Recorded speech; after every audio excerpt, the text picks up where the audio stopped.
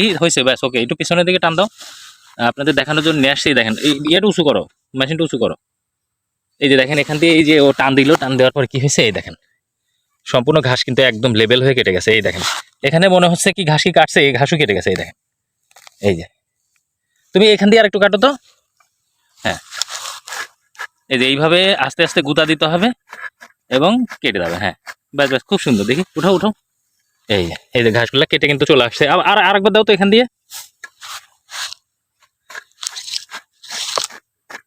খুবই সুন্দর চমৎকার কাজ করছে। আসলে আমি ভাবছিলাম যে যেরকমটি ভেবেছিলাম তার থেকেও ভালো কাজ করছে এটা। তুমি একটু হাত দিয়ে উঠে দেখাও এটা। হ্যাঁ হ্যাঁ, দেখাও। এই যে দেখেন, দেখছেন চমৎকার কিন্তু কাজ করতেছে। এটা কিন্তু একেবারে পুরা জঙ্গল টাইপের হয়ে গেছে। এটা আমার পেয়ারার বাগান না, বাণিজ্যিক পেয়ারার বাগান এটা আমার।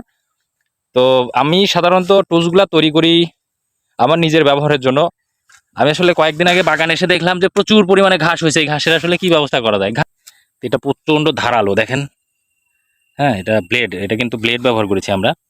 ডিরেক্ট যে গাড়িতে যে স্প্রিংগুলো ব্যবহার হয়, ওই স্প্রিংগুলো আমরা আমার বাড়ির থেকে এটা মডিফাই করে টেম্পার করে তারপরে ধারালো করে ধার দেওয়া হয়েছে এটা। এবং এই প্রোডাক্টটা দেখতে পাচ্ছেন যে এখানে কিন্তু লক করা আছে। এই যে এটা দিয়ে আপনি এটা ছোট উঁচু নিচু করতে পারবেন। মানে ভালো থাকবেন সবাই, আসসালামু আলাইকুম।